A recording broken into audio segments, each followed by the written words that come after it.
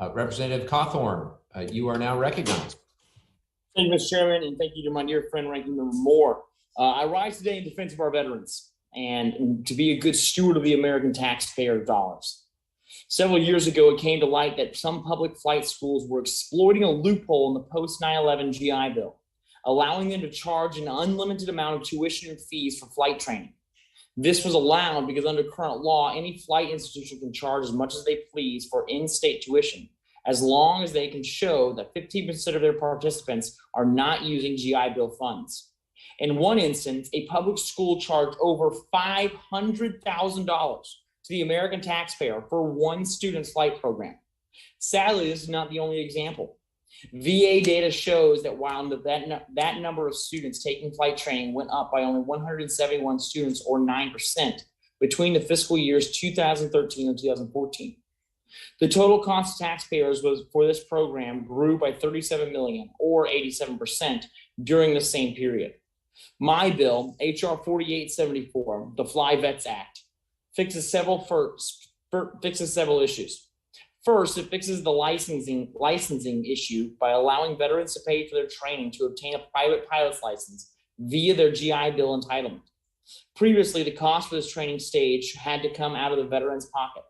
Second, capping the amount of GI Bill funding public institutions can receive will make it possible for post 9/11 GI Bill recipients to be 100% covered from the moment they step foot in school to the moment they are licensed to take flight. Let me be clear, this bill would not eliminate flight training for veterans using their GI benefits to pay for training, nor would it cut GI benefits in any way. The bill would simply align the amount of tuition and fees allowable for flight training at a public institution of higher learning with the existing cap on tuition and fees for private and nonprofit schools at $25,162 a year. The cap is subject to an annual cost of living increase that goes into effect each August. This is the same cap that applies to tuition fees at all other private IHL programs, like Harvard, Stanford, and even private law and medical schools.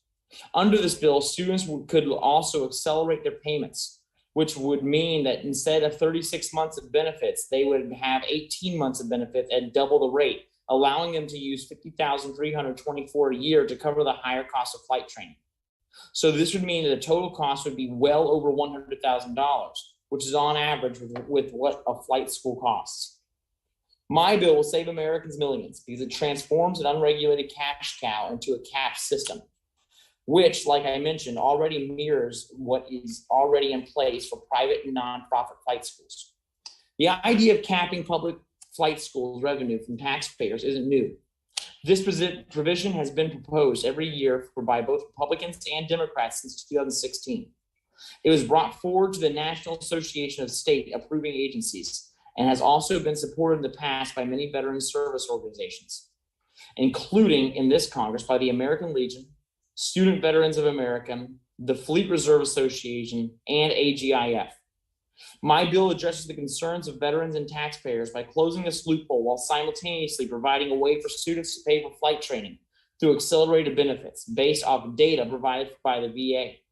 For 2020, the school cap restrictions alone will cover the cost per student for public flight schools.